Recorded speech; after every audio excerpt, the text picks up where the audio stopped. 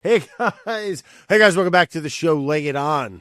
All right, and I'm your host, Brad Leone, and it's a podcast here. And we started off every day just like, what are we talking about? Like what's going on? What's going on around the world? What's going on in my world? A little rant, a little just kind of brain blast. You know what I've been working on? We're gonna make a little video with some ginger. I'm a big gingerbread fan. Gingerbread cookies, gingerbread house. Gingerbread fucking kid stories, whatever. The gingerbread man, remember, that's what I'm talking about. Yeah, duh, Brad, that guy. Oh my god, didn't they like end up like eating him too? The gingerbread man, didn't he go out like they like ate his fucking legs or something? Like it was cruel, I believe. Anyway, I don't want to say yeah, sure, developing this recipe. I'm just riffing off of the foundation of a great baker, not myself, but the tartine, bar tartine cookbook, where they got the recipe in there, and I made some tweaks and some changes, but that was like my kind of mantra. Chad Robinson, I love that guy. I mostly followed him and got into him for his bread baking out there. I believe he was in San Francisco, the Bay Area there, maybe, if not somewhere in California, surfing his dick off, baking bread, doing cool shit. Chad Robinson, we got to get him on the show. We got to try it. That's going to be a tough one. I'm going to have to try to find someone who knows him. What am I going to do? Just shoot him a DM? He ain't reading that. He's sitting on like the bluffs, like on some grassy knoll, like, reading the waves and fucking thinking about water hydration percentages and shit. He's great. I met him one time when I was working at Bon Appetit years ago. I mean, when I first started, he came in when Bon Appetit was in the World Trade Center. No, sorry, Times Square, 4 Times Square, the H&M building up there, right right in the heart of the beast, up right in the heart of the fucking beast. He was like cooked, man. He was like zenned out. He was like, all he wanted to do was talk about surfing. And like the bread, you could tell, he was cooking on another level, man. I remember it just like changed. I was like, whoa. And he wasn't like a bro or a dick or like militant or like, like a lot of the chefs I've met were just like, maybe a little obnoxious. This dude was like fucking chilling. Okay. And like making the best shit ever. And surfing and like probably eating fucking great cheese and I don't know, whatever that dude does, fuck. But great cookbooks if you guys, if you're looking, especially the bread one. Oh, we'll do a little show and tell. Here, no one go anywhere. Watch this. Hold on, I'll be right back. Okay, and we're back. So here, this isn't the recipe that has the gingerbread cookies in it. Oh, Brad, it's upside down, dude. But that's the book. All right. It's got a soft, like plush cover. It's phenomenal. It's a great book, especially if you want to get into sourdough. It's kind of, for me, it's like one of my bread Bibles. I mean, look at this guy. Hold on a second. I know you guys are listening look at this guy. Just look at it. This is the kind of guy that I want to bake bread with. Chilling hard, fucking baking hard, knowing his shit.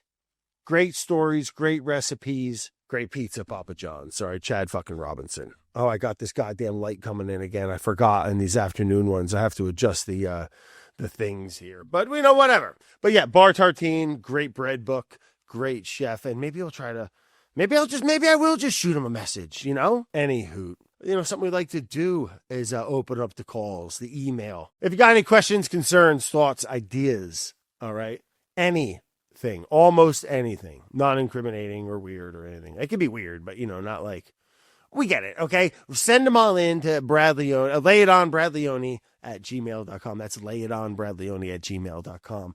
Send me a video, send me, whatever you want. And I'll get back to you the best I can. And I hope it's helpful. And I love hearing from you. And if you do tell me where you're calling in from. I like that. No one's done it really, but I think that I would like if people did that. So, yeah. All right, let's head to the calls here. Oh, here we go. This one's coming in from John, and it's got a reference picture. So let's go ahead and take a picture. Oh, okay. Let's take a little look at that one first. It's a Sasquatch. A little sassy. Oh, sassy. What you doing? You ever see that? I think those guys are like Australian and New Zealand. They got these like animated things. I watch them on like Instagram or TikTok. It's the funniest shit ever. Anyway, it's these Sasquatches that like get stoned and like run from the government. I don't know what the fuck they do. But anyway, let's get back to John's question. There's a picture of a Sasquatch in a really nice little forest. It looks like a little painting or a drawing, and he's drinking a Busch Light. All right, cool guy, Brad. How you going? I got a question for you. If you only could listen to 10 songs forever, what would those songs be? Also, if you have time for one more, what are the essential 5 movies you would recommend to people that they have to watch in their lifetime? I should have read this a while ago and came prepared. You know, this is something you got to think about. I'm not good at like, all right, boom, got you, John. Actually, maybe I'm bad at these questions. You know, I'm just bad at movies and shit like this to like. Anyway, thank you. You are awesome. And below I have attached a picture of Sasquatch that kind of looks like you because of that thick beard. Well, I shaved, John. How you like them apples, asshole? No, I'm just kidding, John. You seem like a pretty cool dude. And, you know, Busch Light, I don't really drink it. I think it has a very unique place for cooking when it like hits something hot and evaporates. It has a very unique and delightful smell, Busch Light particularly. Yeah, but yeah, cool picture. I mean, the sassy drinking, you know, crushing a canner in the woods. Hopefully he doesn't litter. And he, you know, well, what is littering to a Sasquatch? Fucker lives in the woods, you know. Where's he going to put it? It was going to go to the town dump. You know, what's he doing drinking bushies anyway? Where'd he get that? He must have a friend. Oh, anyway. All right. Sorry, John. But 10 songs, I don't know. I would just listen to a bunch of cool shit. Sorry, I'm not good at answering that question. I have to go. Our guest is here. But thank you for the picture. I know I didn't answer any of your questions, or I'll come back. You know what, John? How about this? Open-ended. Let me go ahead. All right, Carolyn and Kate are the lovely team off the screen here. Remind me, guys. I would love to like put a little thought into this and actually answer John's question. Thank you, John. We love you, and stay funky, my brother. Today's guest is a real hammer in the kitchen. All right, and online, known wildly for her Substacks. And the book that she came out with recently, New York Times best-selling, The Wishbone Kitchen. Let's give a nice warm welcome to Meredith Hayden.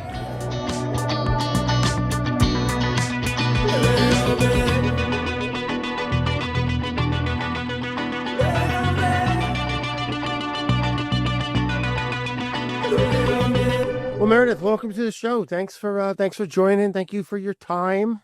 Hello. Thank you for having me. Of course. Where are you? Where are you calling in from, Meredith? I'm calling in from the Hamptons. I'm out east right now, getting ready for Christmas. So yeah. So back, what part of Long Island you out in? Out in Watermill. Oh, okay. Yep. Is that how far? Is that like halfway? It's like in between Southampton and Bridgehampton. So like, all right. Pretty not too far east. I guess I'm acting like I know every town in Long Island. I really just know like Robert Moses. I used to go to Robert Moses. I don't know where that is at all. Oh, are you not from out there? No, I'm from New Jersey. Oh, all right, Meredith. Me too. Yes, let's give it up to Jersey Meredith. represent. Another New Jersey. All right, the hell with Long Island. Why are we talking about Long Island? What part of New Jersey are you from, Meredith?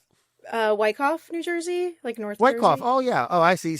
Unlike Long Island, I kind of know almost every place in New Jersey. So where are you from? I'm from Vernon, New Jersey, up in Sussex County. Yeah. Oh, I know so many people from there. Yeah. Yeah, rather large township actually. Yeah. It was huge. Big sports teams, big class. Yeah, but we played Wyckoff, you guys in sports for sure. Yeah, you guys probably lost, dude. We were probably Vernon was. Yeah, I mean, I didn't play many sports. You know, when I got to high school, I kind of stopped. But I remember our team was pretty. Our teams were pretty into totally. It, you know? But yeah, Jersey was great, man. So Wyckoff being you would consider that's northern New Jersey. You're in. Yeah. So wait, sorry, like next Wyckoff, to Mawa. over by like Hawthorne. Yes, Hawthorne, Right. North Halden, Mawa, Franklin Lakes, Oakland. Yes, That general area. Yeah, beautiful, northern New Jersey. Well, great. Mm-hmm. You know, have you ever been to Mountain Creek or Action Park up in Mountain where Creek, I grew up? Of course. Oh, that's heck where we yeah. grew up Yep. skiing when we were kids. That's it, man. So yeah, I grew up working there and skiing there as well, and it was just Obsessed. I'm actually I'll wearing have a to ski send- sweater. This is my ski sweater I'm wearing today. little See? koala bear hitting the Yeah. slopes, huh? Yeah. Team Australia over there. There we huh? go. But yeah, enough about all that. So you grew up in Wyckoff, Meredith. I did. And yeah, was cooking something big in your family? Is that something that you always did, or your mom, or? Yeah, my family was always like, let's eat at home. We have food at home kind of family. We didn't go out to dinner a ton and we didn't really order in a ton. Almost like 95% of our meals my mom had cooked for ourselves. And both my parents have really big families, so I have a ton of cousins. And all of our holiday celebrations were always just like the highlight of my year. Thanksgivings, Christmas, Easters. And I just fell in love with the theatrics of hosting dinner parties, watching my mom host dinner parties for her friends. I think that's where I kind of fell in love with the idea of food being a vessel for uh, community, whether it's your friends or your family. And I think I had my first dinner party in high school. I invited my girlfriends over and made like spaghetti and jarred red sauce. Yeah, heck Um, yeah. and I do remember the garlic bread recipe I was using called for 1 clove of garlic. And at the time, this is my first time cooking by myself. I used a whole head of garlic. And Nothing wrong with so that. I mean, it's garlic bread. I remember taking a bite of it and then immediately taking it off the table. I was like, we're gonna skip the garlic bread. It's like actually really, it was like spicy to the point Right. of Burn your mouth. inedibility. But yeah, food has Sounds always good. just been present, and we've always just put a lot of emphasis on sitting down at the table and having a meal together every Yeah. night. Oh, I love that. Me too. That's how I grew up with that. So northern New Jersey. Mhm. What's the background here? We like Irish, Italian, Polish, German. What do we Yes. got? All the above. I'm no, I am. I'm primarily Irish Catholic. My dad is from Philly, and my mom's actually from the South. So his side is straight Irish Catholic and a little bit of German, and she's kind of a mix of Irish, British, what have you. So I think the Irish Catholic sort of shtick was the most prominent in my growing up. Hence why I have so many cousins. Right. Yeah. Does your mom have an accent? She does, but I don't hear it. Every single time I'll be out in public with her, like even if we're just at the grocery store, the person checking us out will be like, "Where are you from?" And I'm so confused because I'm like, she literally does not have an accent because compared to her siblings, like my aunts and uncles, Thick. it's nothing. Yeah, it's nothing compared to theirs because she's lived up north now for about 40 years. Okay, so you got family down south still. Yeah, her whole family's down in Greensboro, Greensboro. What's that? South Carolina? North Carolina. North Carolina. Okay. Yeah. Heck Yeah. yeah. So, all right. So it was college. See, college was your thing, I'm guessing? Maybe? I went to college. You did. Yeah, I Wait, guess that's what I'm asking you. yes. Yeah, so I went to I was torn between going, it was really like a house divided, going to my dad's alma mater at Penn State or heading down south to be closer to my mom's family. The South ended up winning. So I went to Clemson, South Carolina for college for 4 years before graduating and moving to the city. And that's after graduation is really where my culinary career began. Okay, so you're not like trying to start a YouTube show while you're at college or anything like that, or no, Yeah, no. I think at that time I thought my dad worked in television and I thought that I really wanted to work in food television. And actually my first job out of college, we were coworkers. I was working at Condé Nast and I was on the sales and marketing team and kind of realized that only being the surface level sales and marketing sort of role in the whether it be food space or beauty space was not fulfilling enough for me, not creative enough for me. And I realized that I really wanted to not be on the marketing side and more be on the recipe developing and actual cooking side. So after a few months of my sales and marketing job, I enrolled in ICE. Also, we are alumni. And I went to night school while I was working and did both of those two things for about a year. Huh. So when you were working for Conde, was that in Times Square? Were they in the World Trade Center at that time? No, this was down in the World Trade Center. I think I started 2018. Gotcha. Okay, cool. Yeah, sales and marketing, huh? So I mean, that's Yeah. so you. Yeah, that was must have been is that kind of. I mean, coming out of college, it probably was probably a great, foot in. Probably it was a great Yeah, job, right? I mean, yeah. And totally. I guess mean, I met so many amazing people. Some of the people that I met working there, I'm still really good friends with, and I learned so much about the business. And I feel like it really prepared me for starting what eventually became Wishbone Kitchen, because I had this sort of background knowledge on how to sell media to advertisers. And so that was really helpful going into doing everything by myself. Well, what a great asset and tool set to have Hmm. going out and doing something like that on your own, right? Because like you can be, I'm not that great at it, right? But like you can be having that kind of arsenal, like I mentioned, at your disposal to help Yeah. you kind of really kind of turn it not just from a hobby but into a business. Hmm. Is crucial, man. I mean, I'm sure, like you said, you probably met a bunch of people, had some Yeah. nice, yeah, that's great, man. So Wishbone, tell me how you kind of have that. You're still at Condé Nast, Yes. and you went to ICE at the same. So you did that what, like after work or some shit, or Yeah. So on Sundays, Mondays, and Tuesdays from November 2018 to November 2019, I would have culinary school from 6 p.m. to technically it ended at 10, but we would usually leave at like 11 p.m. ugh, Yeah, that sounds horrible. I know. Did you do the 5 day a week program or were you in a Yeah, I, part I time? I did it was like Monday through Friday. Yeah, yeah, yeah. It was like kind of when I was like working during the night at some restaurants and stuff. And then Yeah, I did it in like reverse. And then I did yeah, my internship at Condé, yeah. and then it kind of just turned into a job from there. Yeah, the night Um, school program is like designed for people who are doing culinary school while also working like a daytime for sure. job. Yeah, I remember it being a big program when I was there. Yeah. Um, but yeah, heck yeah. So did you like school, culinary school? I loved culinary school, and it's so funny Oh, you because I did. hated regular school.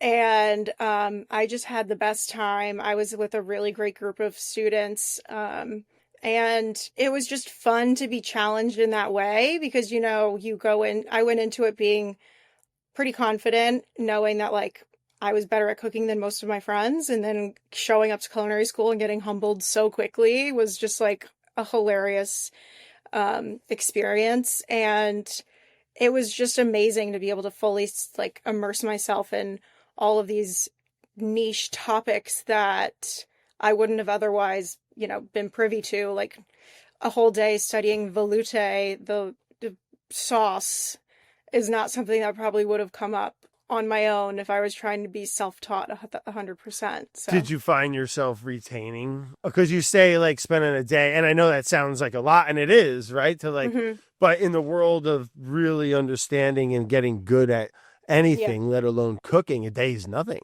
and that's where I No, struggled. totally. I think, yeah, I mean, even like, I think it was Mod 5 where we would finally touch on international cuisine. I think all of Southeast Asia was a day. Right. And Yeah. Okay. so, Yeah. and so that was frustrating for sure, but I think it teed me up to kind of tell, inform me what I am interested in, and then be able to take that topic out on my own and, look into it a little bit more in my own time. But yeah, I wish culinary school was longer, honestly. I wish I had done like a more intensive program sometimes, but Yeah, like a what's that school up there? Yeah, CIA, CIA, CIA, where it's like people do like, yeah. I think they do like 2 4 year programs up there, where it's like, oh, Yes. It's like like it's like real a whole. college. You like are in a dorm. But yeah, I mean, it was so you found. I'm glad it was a great experience for you. Mine, it felt like it was kind of like I couldn't tell you in hindsight really one thing that I learned, Really? like how to like do. You know what I mean? Yeah. Like, and it was a little while ago now, but like the only thing coming to mind right now was like Yeah. maybe they probably made you do it too. Was like precise little like Oh, mundane the cubes. homework, the cubes of potatoes. And like I Wait, still were pride you myself in making like perfect little cubes. Like I like that did you shit. ever That's tournay? yeah, probably. That's all I When you remembered was the make like the cubes. little football shaped Yeah, yeah, yeah, potatoes with the like yeah, hook knife? yep. Hated that. Tournay, yeah. Tournay. I remember I would wake up at 5 a.m. before going to work so that I could practice my tournaying because I would have an exam after work and I couldn't be practicing at my desk at Conde. And so I would just be sitting on my floor in my apartment, like just peeling potatoes. My roommate was like, "What are you doing?" Yeah, the potatoes. I think the reason why I remember that the most is because it's probably the one thing at school that we did repetitively. Totally. Throughout every single mod. You know, if they taught me how to make all the mother sauces every day, I'd probably be able to tell you right now the French names for them all. I mean, not that that's a very hard, advanced, Yeah. thing necessarily, but like I don't know all the mother sauces. You know what I mean? Like, and I I've read definitely them, and don't like, yeah, I don't have things memorized still, but it's nice to be able to, like, there's somewhere back there. And if I'm watching something or talking to somebody or reading something, it'll come back. But I can't, like you said, like, I couldn't tell you right here, right now. But sometimes some of the information gets unlocked. Sometimes it doesn't. yeah, fair enough. So how long was that program? It was for a year. Oh yeah, okay, yep. Um, It was a year, and then once I completed the classes, I did my externship at Charlie Bird in Soho, and so I was doing that on Saturdays and Sundays for a How did few you like months. that? I loved it. I mean, I got really lucky. I hear horror stories of people's experiences in restaurant kitchens, but I was in a really great environment. The head chef and owner was extremely kind and was a really good mentor and, prided himself on actually wanting to teach people rather than just shouting and kind of like putting that job on the sous chefs and the expediters. But no, I had an amazing time. Like there were certain nights where it was an all-female line, and that was really cool. I got to learn a lot of handmade pasta shapes and techniques that I wouldn't have otherwise learned, where his wife's mother or grandmother would come in from Italy and sometimes like teach people how to do certain family recipes. So it was a really fun environment. And I got really lucky with who I was working with. Yeah, that makes or breaks it, who you're working Yeah. with for sure. I was gonna say, did you have a good experience working in restaurant kitchens? Yeah, some of them for sure. I mean, some not, in New York, I worked at the Standard Grill for a little while. That was kind of crazy. And I had Yeah. like a knee injury at the time, and it wasn't Oh my like the God. best. It wasn't like the best experience. I mean, I learned a lot. It certainly was like a super, they did a lot of covers, and it was a small kitchen and a loud kitchen, and Yeah.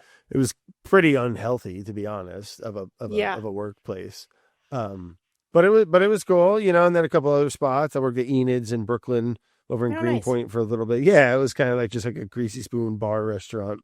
I think it's still there, and I think it is. And yeah, I worked there for a little bit, and then some other spot. It was in where it was on Sixth Ave. I don't even remember the name of it. It went out of business, Uh-huh. and it was like it sucked. It was like Oh.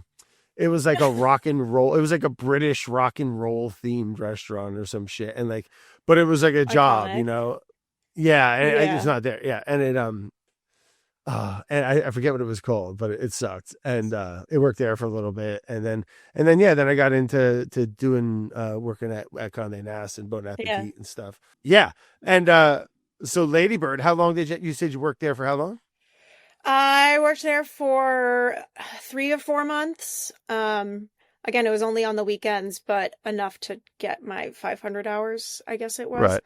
Right. And I also, I felt like the lifestyle of working on a line, even though I loved where I was working, just wasn't sustainable for me physically. I was getting a ton of joint pain, and I could feel my body physically like telling me this job isn't for us. Maybe it's very grueling hours, 4 or 5 Red Bulls a day, super fast pace, cortisol levels up to here.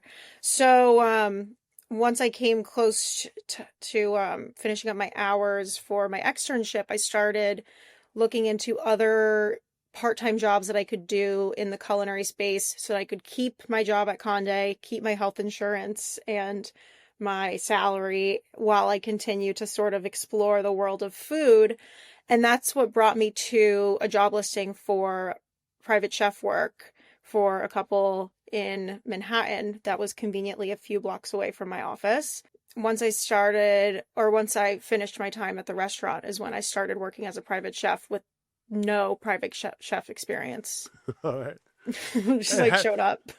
But I mean, well, yeah, tell me about that. I mean, it's a different pace than a restaurant, but Yeah. are you doing like breakfast, lunch, and dinner type of deal, or? Well, I think, it's the whole job is so different depending on your client. For me, I was only in charge of doing dinner, and I would go once a week, cook 3 meals, pack 2 of the meals in Tupperware, leave instructions on how to reheat it, put it in the fridge, and then serve that 1 meal to them for dinner. And I would do that, once a week, and would also do like jobs on the side for dinner parties or whatever.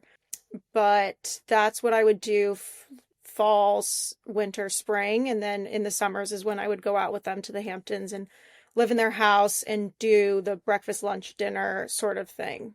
All right. Whoa. Yeah. I mean, that's kind of, it was an avenue that I was interested in too before I ended up doing what I ended up doing.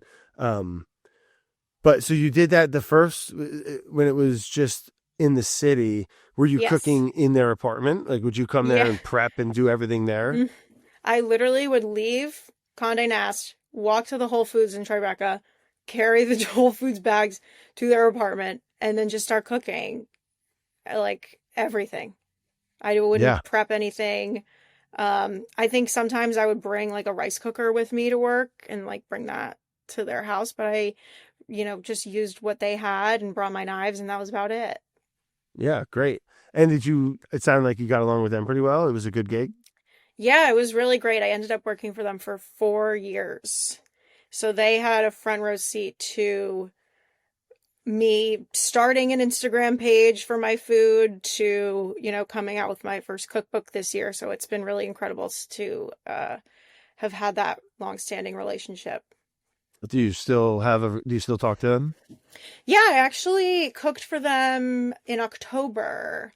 Oh, cool. Just a little thank you catch up sort of evening. Cool. Yeah. So going from 3 nights a week, was it, you said, or you cooked one night and it was 3 meals? I would cook 3 meals once a week in the city. And then when we were out east, it was all of the meals.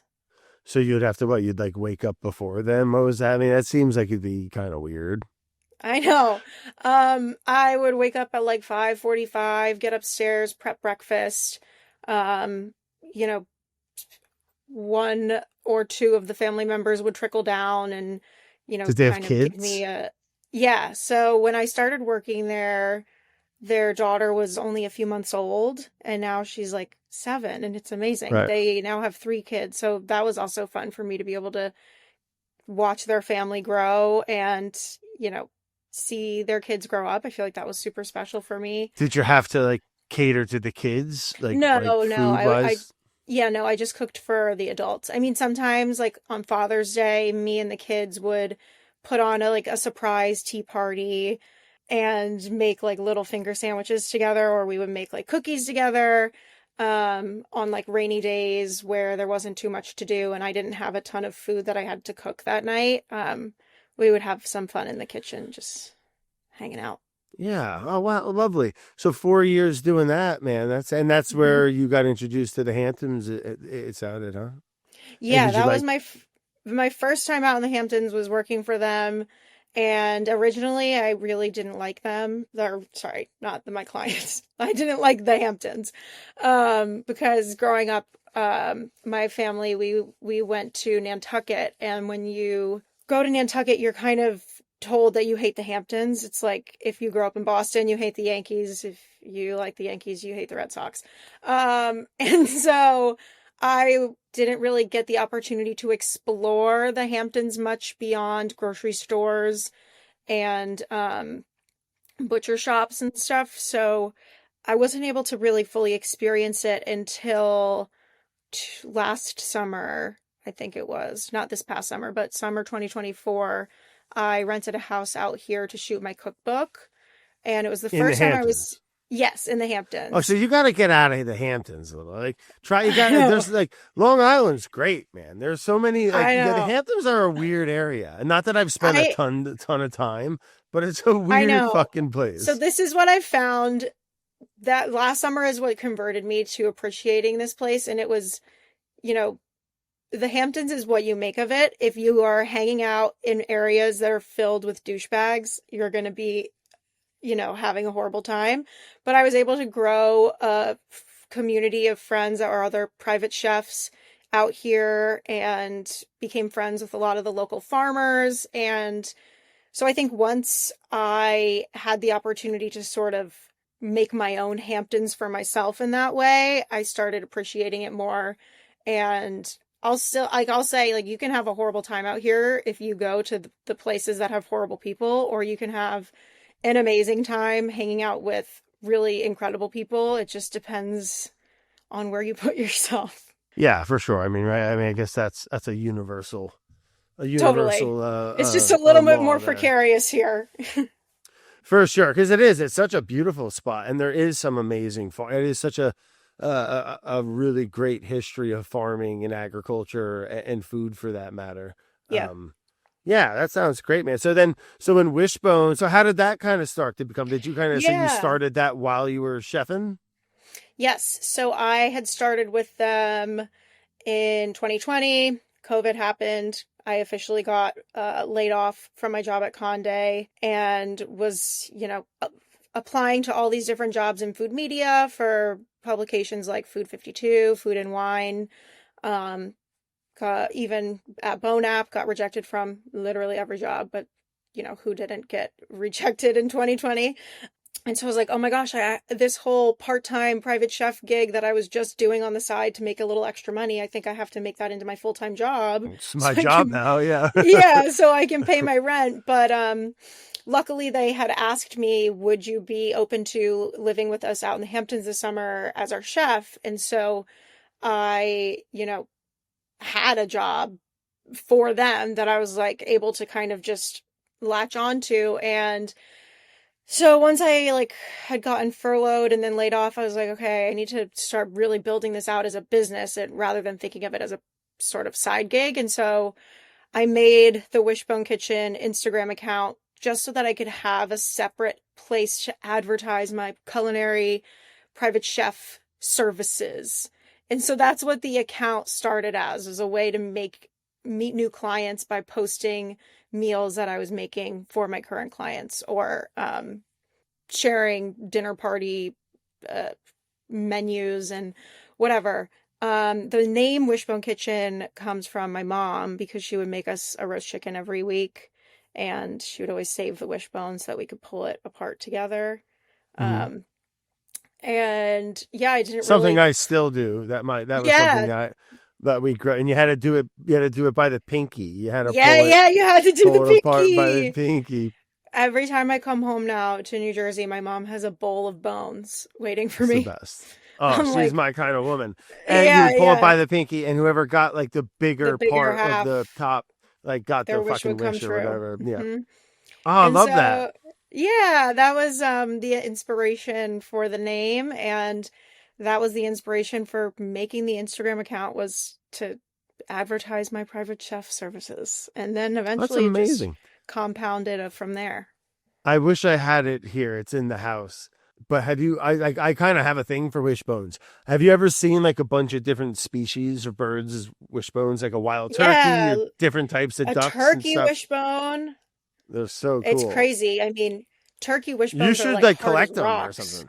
And they're Yeah, big. They're well, like this like big like different. It's like a tuning fork, like yeah, they're wild. And like in duck ones are like a little stubbier and wider, and like there's all yeah. different. Yeah, they're cool, man. My mom got a shadow box and painted a bunch of chicken wishbones pink, hot pink, and like made them into a little Little thing. like a little thing in a little shadow box. It's framed. It's somewhere in one of these boxes. But I remember when I opened it, I was like, I guess I'll be hanging bones on my wall from now on. So So was I mom's love the kind of idea. artsy? Mom's a little artsy or what? Mom sounds cool. Fucking bowls of She, bones and shit. yeah, she's an amazing home cook. I don't know if I would call her crafty because I can't She's remember the making last time shadow she. boxes, I Meredith. It's think pretty crafty. I think she asked her friend to make them for her. Her was Okay. her idea, but I think her friend is crafty and made her the shadow box. But no, she's an amazing cook and has amazing taste. But I don't see her as a crafty lady. She's really good at wrapping presents and makes a good bow. What a skill set. I'm Totally. not good at it. Are you It's a good hard. rapper, Meredith? I am. Yeah. So my mom taught me because she used to work at a department store wrapping gifts every Christmas. And so as the youngest and only daughter, I was in charge of wrapping presents for my entire family every year. So God, that's beautiful. You know what? I kind of like it. It's one of those things. It's like baking for me. As I yeah, get older, I can see myself like just slowing down a little bit and take like a little more attention. Wrap the right. fucking present nice, Brad. You know, not Yeah. like a monkey. You know, like No, when I I was think little, it was yeah. embarrassing, Meredith. I would just like wrap it in a fucking ball and like tape it up and shit. Like it was bad. Now at least I try a little Yeah. bit or put it in a bag or something. You know? I feel like making the baking analogy is extremely accurate because I only got good at wrapping when I was like, okay, I guess I will slow down and actually measure the paper to make sure I'm cutting and having enough so that when you go and Yeah. fold it and they don't touch and then you No, have I that don't like actually. well, yeah, so if you have like a rectangle and you cut the paper and then you go to fold it over, sometimes if you don't cut enough paper, the pieces don't cover the whole You box. can And just so you'll patch have it up so like then a you little patch it up pastry. like with, yeah, literally. So it wasn't until I started slowing down and taking my time and like measuring, which is not, I hate baking. I hate slowing down and measuring. I don't like using teaspoons or tablespoons or cups or Yeah, anything. That was a cooking so horrible much. adjustment to make when writing a cookbook. Because I remember I would go to my editor with my recipes and she'd be like, no, you need to be a little bit more specific with the measurements. Because I feel like the Right, taste, whatever. right. Yeah, I know. Writing recipes, it's definitely its own little art, man. Yeah. Um, so the Wishbone Kitchen started for you to just somewhere where you were kind of advertising your services, man. Your private chefing, doing your thing now, starting a business of it. So how did that kind of start to progress, or because it did? Yeah. So once the summer ended, I was back to only working with my clients one night a week and then also doing some dinner parties. And so I had more time on my hands than I had in the summer. And I used that time to build a website and teach myself how to publish recipes on my website. It's technically a blog. And so I would watch a ton of videos on YouTube on how to start a blog, how to build a website, how to code certain elements to a recipe to go into your blog. And then I took online classes for Adobe so I could learn how to edit myself because I was passionate about private chef work. I knew that 10 years down the line, I didn't want to have to spend weekends, nights, and holidays Right. cooking for someone else's family. I would eventually like to be able to take that time for myself. And I had followed a few food bloggers, like very early days, traditional food bloggers online, and their work life sort of situation was very appealing to me. Cooking recipes in your home kitchen and publishing them online and working with brands. And it just seemed like something that I would really enjoy. And it provides so much flexibility and autonomy when it comes to your career and just where you want to go. You're not really stuck in a path of a traditional sort of food media role where you kind of just do whatever they tell you to do. So yeah, I really leaned into teaching myself how to start a blog and how to start developing recipes, and started posting recipe videos in between my private chef videos. Posting them on what? And Social media? Or? yeah, it was on Instagram, and then eventually I started posting on TikTok. I don't think I started posting on TikTok until 2021 or Is 22. is Instagram your bigger platform? TikTok is my bigger platform. TikTok is where I had my first viral videos that, started my social media career. And then eventually I was able to grow my Instagram, but TikTok was kind of my starting point.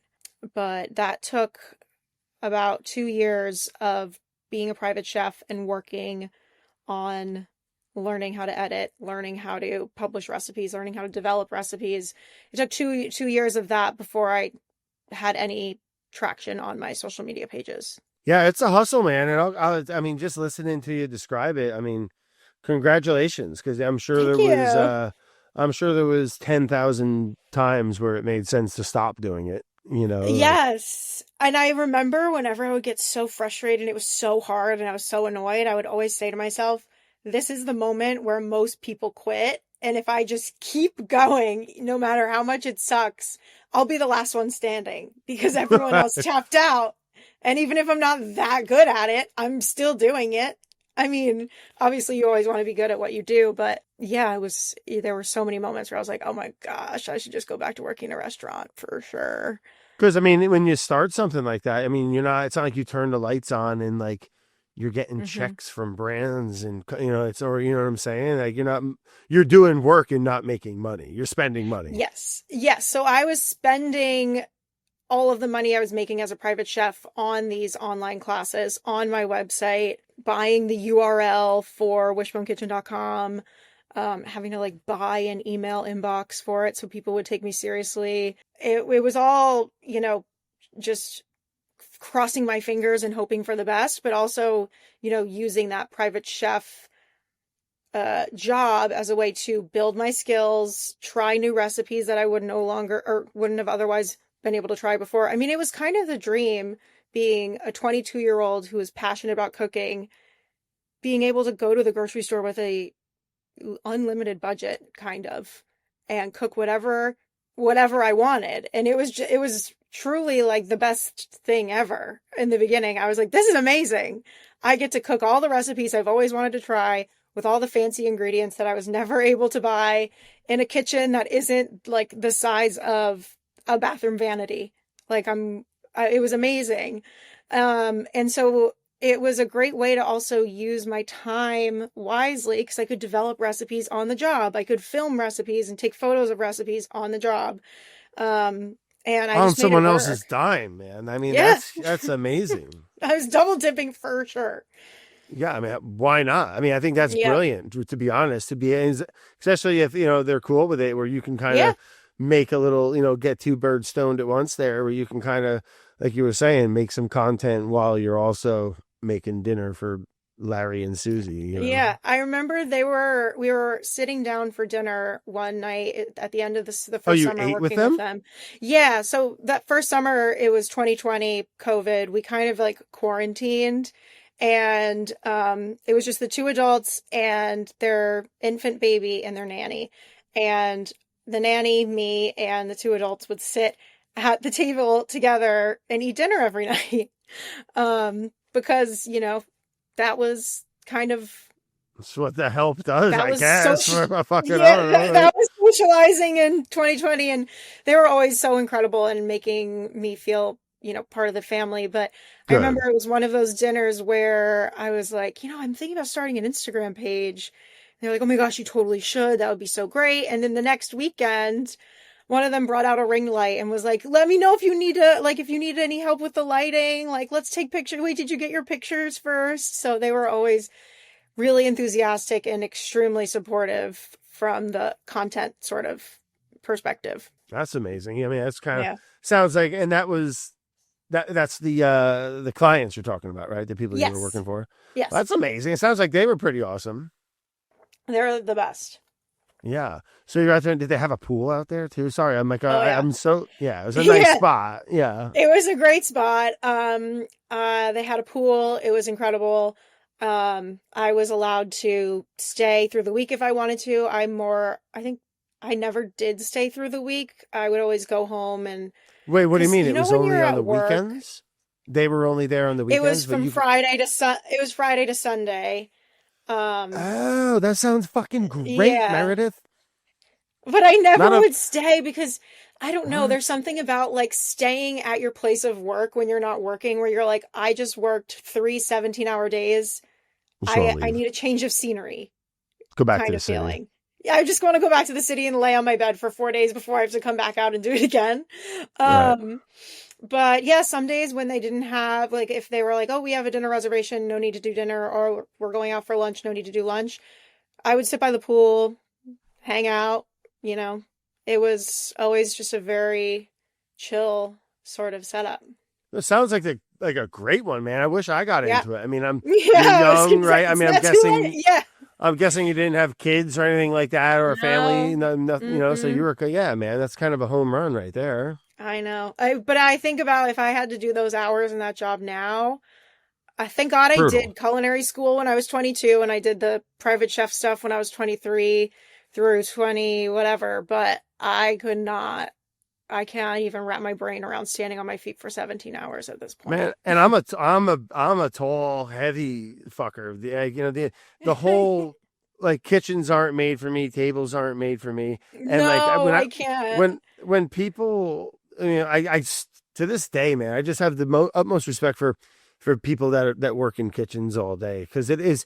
I mean, like obviously roofing a house or something is hard, right? And like people think of it as being hard and hard on the body, but like, man, Sure. go cook at a kitchen, even just be a prep cook down Yeah. there in some dungeon, fucking So cutting vegetables. And was your kitchen under the restaurant, like in the basement, or were you ground level when you worked they in were restaurants? ground. The one was a dungeon, Mm-hmm.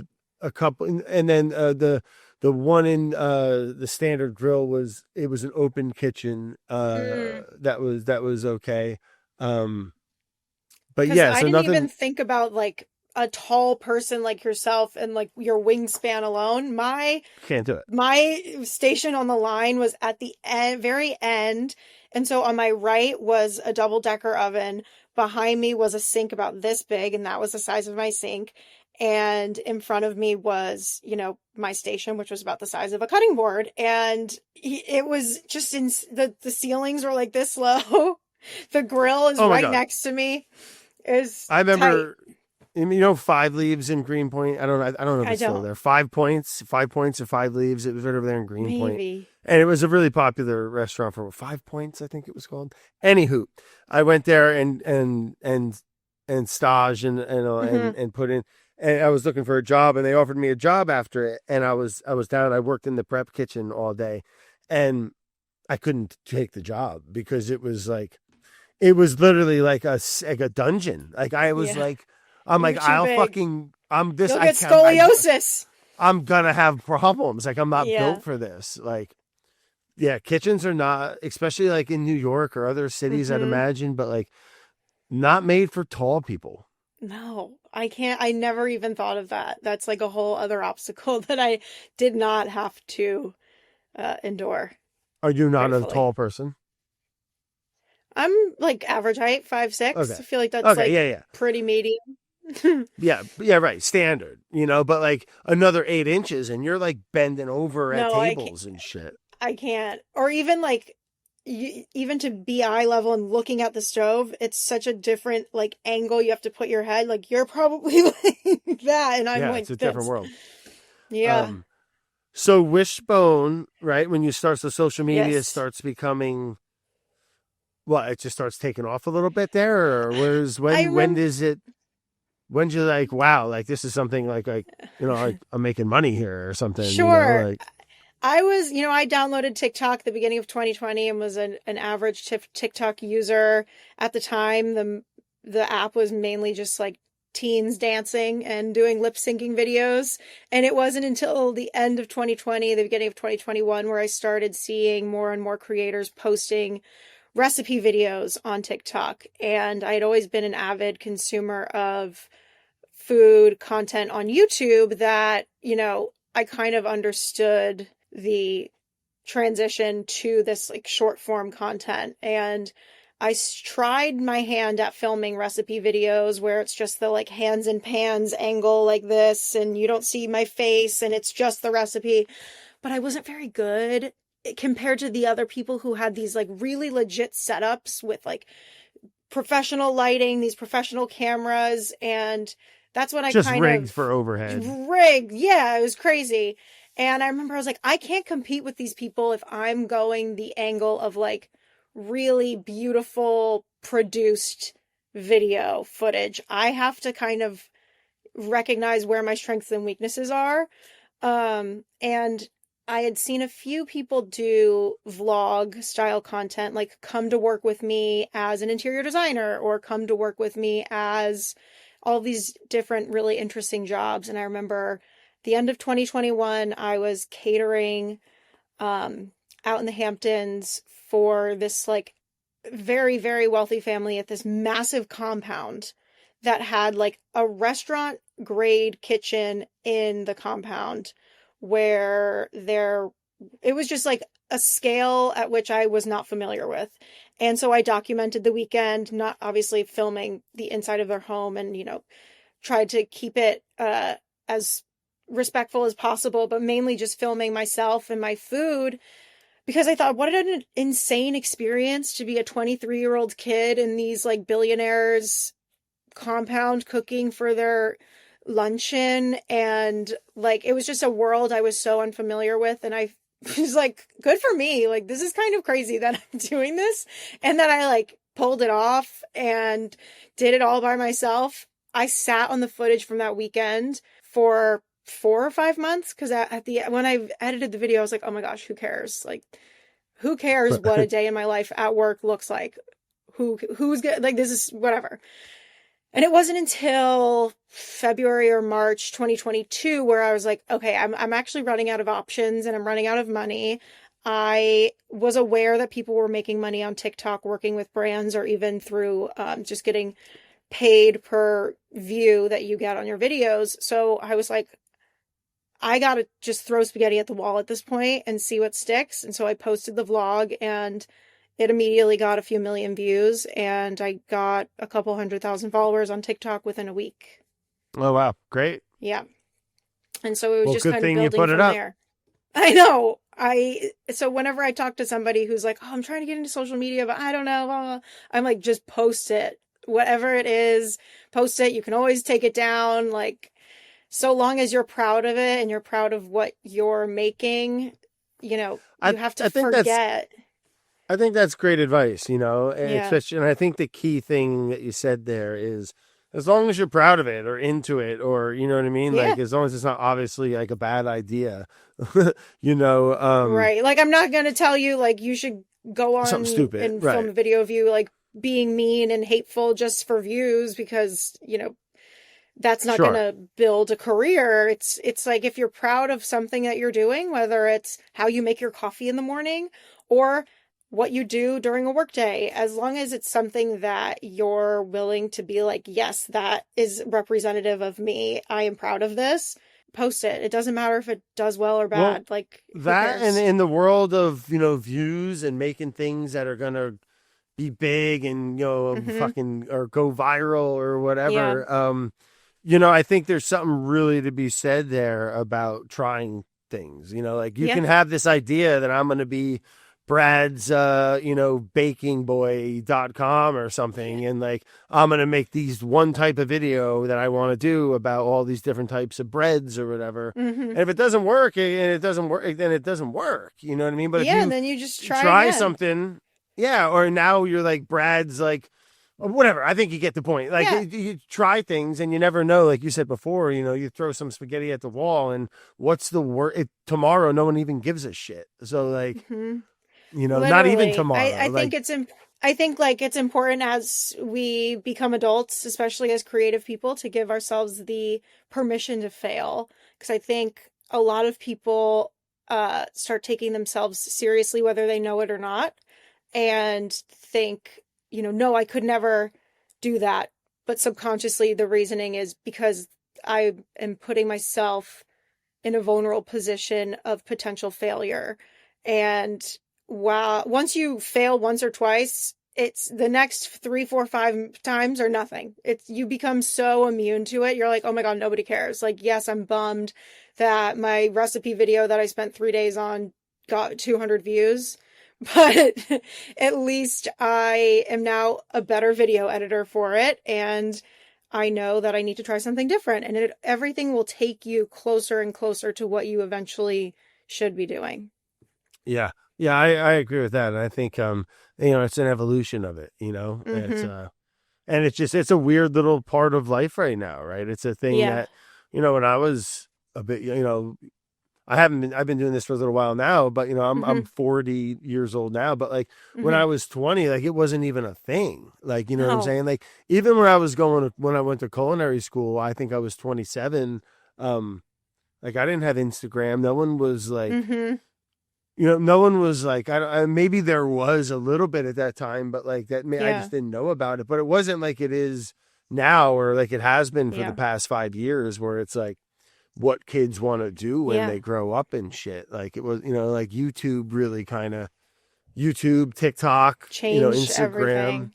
Is YouTube a thing? Do you dabble on the YouTubes? Yes. So I've started doing a dinner party series that I call Dinner with Friends on YouTube. I was posting about once a month for a while.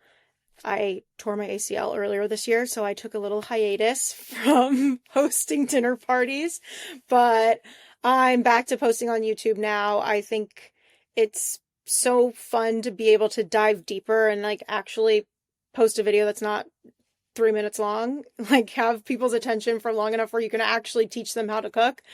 And I find it extremely rewarding. And like you said, like kids these days, TV to them is YouTube. And so if you want to continue to grow your platform, you kind of have to meet people where they are. And that's why I started on YouTube, because instead of the dream used to be having a show on Food Network. And now totally the dream is to just have a successful presence on YouTube or on social media. Obviously, it's not the only dream, but it's just so interesting how the past 5 years are truly just year after year of uncharted territory and just like navigating the unknown from every single angle. But yeah, it's wild. I because in our life, remember when TV, Food Network, just in that food element, but TV was king, man. Like, back in like those folks must have been killing it, and especially when there was not, like, the internet wasn't what it was, and everyone was just, there must have been so much money in TV back in. Did you ever watch Mad Men? Yeah. Oh yeah. Fucking Don Draper and shit. So I always think about like that concentration of ad spend, like that was just like, people couldn't believe it. It was just like it was such a moment where like these people were like spending so much money on advertising, and these were the only people who they could pay to advertise with. And kind of similar to television, where it was like, that was the only way brands could get in front of people in a video capacity. And now it's like, there are so many different Everyone's avenues. got a billboard right in their hands 24/7, Yes. and anyone, it's amazing. It was certainly not great for the networks, but that's okay, right? And like, for someone like you or myself or any other creator for that matter, where you can make a business out of it, and especially, people that really blow up with it, and like, people make a lot of money doing it, and you don't have that big network, taking most of the profit. Well, I was going to say, what is one thing that I've always wondered, because I never worked for a big company developing recipes. All of the recipes I've developed have been under my own supervision and my own sort of your own intellectual property is what I think. Yes, and so I've always been interested in the concept of recipe ideas getting rejected and being like not selected to be published, or being like, no, that's a bad idea, don't, like, we want you to do this instead. Was there a moment when you were fully your own boss for the first time and you were like, oh my gosh, I can literally make whatever recipe I want. This is amazing. Yeah, I mean, for sure. I mean, it's nice being able to not have to really, answer to anyone, but at the same time, it's a bit of a double-edged sword. And if you have a good staff, and when I was working at Bon Appetit for that matter, like there Mm-hmm. was folks that like, if sometimes you're like, shut the fuck up, but like for a lot of the times, like Mm-hmm. it's good to have, I've always been, for the most A part, sounding board. no, I've always been like, if you have like more ideas, the better, man. Like, I don't know it all. Yeah. And like, you might, even if it's just a percentage of the picture. Oh, you know what, Meredith? That Yep. actually is the tea should be a C. You know what I mean? Like Yeah. the cardamom should be cinnamon. Actually, that's a good Yeah. idea. I didn't think of that. So like, I think being open-minded to people, as long as you're surrounded with people that are good, you know what I mean? Right. Like, I think that's nice. I think that's But the hardest part about being self-employed for sure is not having a sounding board and having to just trust yourself without, running it by people and being like, oh, I guess I'm just going to post this and not ask anybody if they think it's good. yeah, I mean, for sure, I think the soundboard is what I miss the most. Of like, Yeah. especially when I was working in the test kitchen for Bon Appetit, where there was like outside of the whole video thing but there was like a group of people, especially when it was Camaraderie. where like you learned a lot from each other and you could Mm-hmm. like bounce things off of each other. It was a really good creative community, and but yeah, I do miss that. But like now it's great too. You can kind of just you can do whatever you want, which is kind of nice for better or worse sometimes. But Exactly. yeah, I mean, it's scary. It's awesome. I mean, there's something really nice about, I mean, until I've always been a company guy, you know what I mean? Like, I always had a job for someone else. I was Yeah. never like the guy that had, 10 businesses or something, you know what Right. I mean? Like, I think the scariest part was like, especially me, I got a couple kids and shit and a house and, whole Yeah. thing like that. But like, to where it's like, okay, I'm going to go on Leone and try to, health insurance there's nothing anymore. You're just starting a business. It might as well Yep. be a landscaping business. No one, No, well, literally. Uncle Sam doesn't know the difference, for the most No. part, but yeah, if it works, it's the best, right? Yes. I mean, you couldn't have described it better. I mean, for me to have had started my business and gotten laid off at the time in my life in which I was at, I am forever grateful. I mean, again, I was 23, no kids, no husband, no house. Moved back in with my parents in New Jersey, great safety net, just chilling in my childhood bedroom and like making it work. But if I had a mortgage, none of that would have been possible. And I probably would have just been at a restaurant because the risk was not worth the reward. Yeah. But yeah, the being your own boss is like the very scary. Yeah. I mean, timing is everything, right? I think that's what ends up, Yes. crushing. I don't want to say crushing, but at least limiting a lot of people's dreams or like Totally. once you get into something, it's hard to, you can't just pick up and go do, it's a tough thing, man. So the book that you made, congratulations, by the way. Well, that's been out for a little bit now, right? The Yeah. Wishbone Kitchen Cookbook Yes, it came out in May. in May. Oh, congratulations! Did you enjoy that process? I mean, I made one book. It was a project for I sure. have it right here. Heck yeah. Oh, amazing! Good God. I've always loved your cover because boiling lobsters on the beach was my entire childhood, and the dunes behind you look just like, I mean, it's a very generic beach background, but for some reason it looks just like the beach that I would go to with my family. And I remember seeing it and being like, oh my And gosh. where'd you go, Nantucket? Yeah, in Nantucket, 40th Well, pole. that was Point. shot in New England, in Rhode Island. So I mean, it's kind Yeah, of the same shit similar flora and fauna. for Um, sure. I hate that yeah, no, cover. why? Oh God, it was the publisher made me do it. I had a whole other vision, and they're like, "Yeah, we need like your face and like you cooking," and I'm just like, "Fucking lame." Wait, what was your original vision? Because I had two other covers before we have If landed I on the ever cover. do a cookbook again, I'm not signing shit unless I have complete control over the cover. And so my cover idea was we would have sold so many more books. It would have been better. It was my buddy Pat shot this whole big upstate Hudson Valley, New York field of sunflowers. Huge. I Oh mean, like wow. and it was like, Where's Waldo? I was in the middle or Oh, the I love bottom that. right hand, and my head was just like poked into the sunflowers. I happened to be naked, but you couldn't see any part of my body. And then it was going to be a full bleed around, sunflowers Yeah. onto the back. Oh, And then so cool. and then there was another picture of me, and instead of my face, I was standing there naked, but there was sunflowers covering my butt, and it was just so it looked like I was just wearing like sunflower That is bathing so suit or something. You funny. couldn't like see anything. And yeah, it was great, man. It was like a bottle of wine. Like people would have. I think it was a much more fun cover than like, look at me, I Sure. made fucking lobsters. But whatever, you live and you learn. Yeah. I had a similar experience where I was so set on a cover. I was so excited. I also didn't know that they had to approve it. I don't know. I had no idea what I was doing the entire time. And I sent this There. photo over to them and was like, "We shot the cover. It looks amazing. I hope you like it." And then remember we had gotten a call the next day and they were like, "So that's not going to be the cover." And I was like, "Wait, what? What do you mean? It's my book." What are you talking I'm about? Yeah. confused. I funded this photo shoot. I thought that meant that I got to pick the photos. And so we had to do 2 reshoots. And eventually we landed on the cover, which I do love. It was taken in my parents' home, and so it has some sentimental value. It was also, I was just with a photographer, so I cooked and styled all of the food and the props and everything, and we just a small crew of the 3 of us shot the cover, which was pretty incredible and a really fun experience.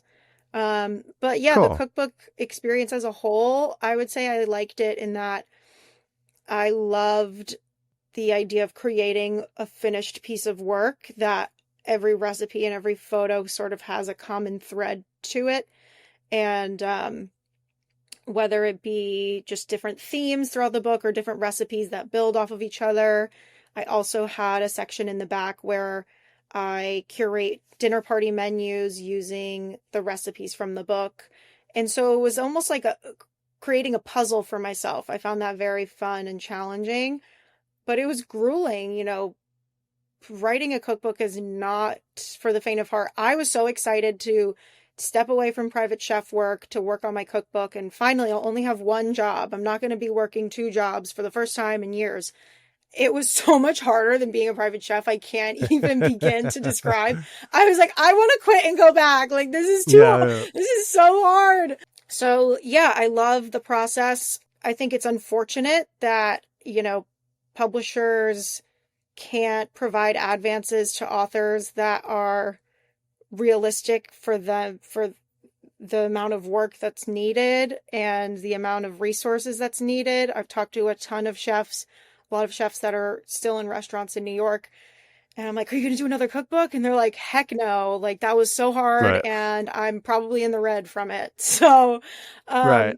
I totally understand how it's, it's not always a walk in the park. It's actually the opposite. But I've found it really enjoyable in a weird, challenging sort of way, I guess.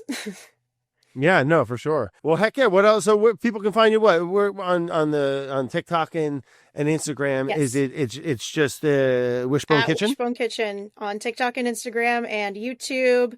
All the And things. you can get recipes on my Substack at Wishbone Kitchen or on my website, wishbonekitchen.com. Heck yeah. And Substack, that's been a pretty good platform or avenue for you, right? You enjoyed that? Yeah, heck yeah. I started that when I was a private chef, and I would publish all the recipes that I would make that weekend on Substack. And it was a really fun sort of way to connect with people because I love it's almost like Twitter now. If you go on Substack and you go through a news feed, you have to obviously follow people and curate that news feed for yourself. But once the algorithm starts to get to know the things you're interested in, whether it be food or fashion, it feels like Twitter felt like 5-10 years ago.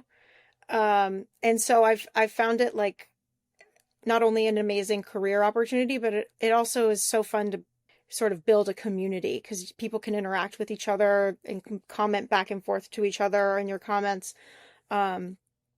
So yeah, I definitely recommend it. I have really enjoyed using the platform. Yeah, I gotta check it out, man. You know, to be honest, I sound like a grandpa, but I don't think I've ever been on. I don't think I've ever been on Substack. Oh my gosh, you should what I think you should do is start posting recipes you've already developed that you already have accompanying, whether it's a YouTube video or a photo, and like Yeah, I got like test it out 500 of that them. way. I was going to say you have an endless library. Yeah, man, I gotta get on that, huh? Well, Meredith, thank you. You are quite the hustler in all the avenues, and I love that about you. And it seems to have really worked out for you, man. So maybe one day we'll cook together, and we'll boil Yes, some lobsters or something.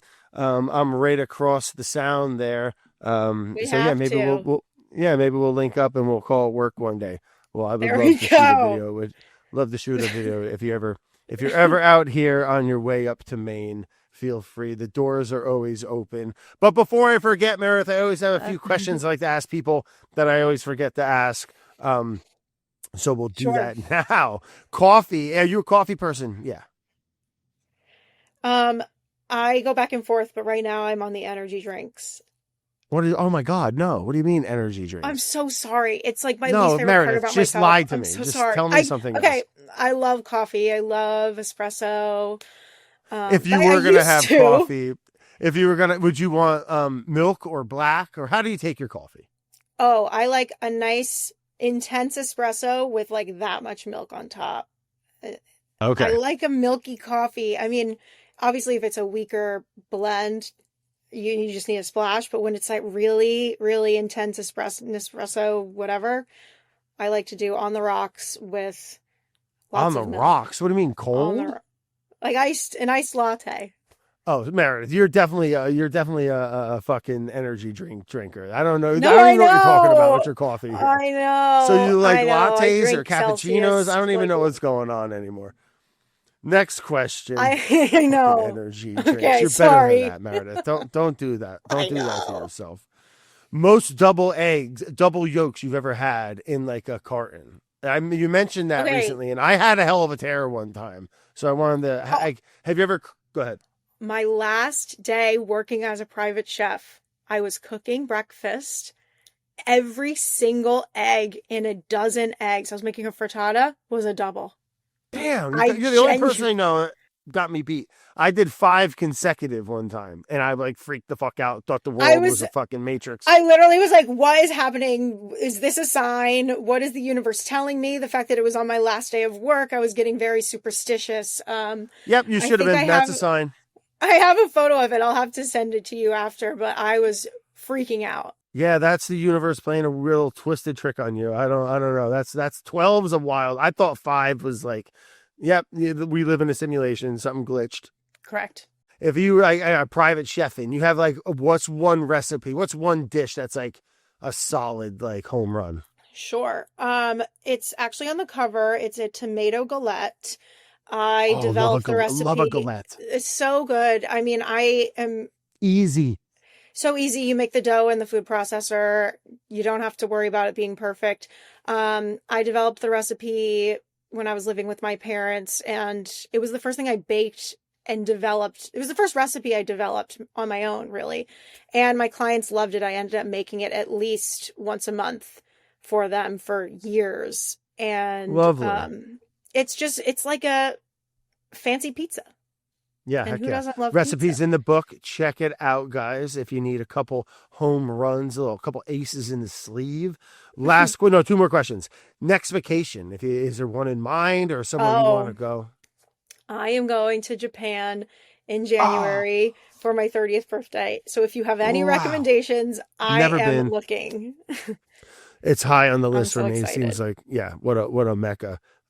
Especially for food and just awesome culture. Hope you have a Hmm. blast for that. My God, that sounds great. Last Thank you. question. All right, the game's up, Meredith. All right, it's all over. Last meal. All right, they're pulling the plug on your ass tomorrow. What's the last meal? Got it.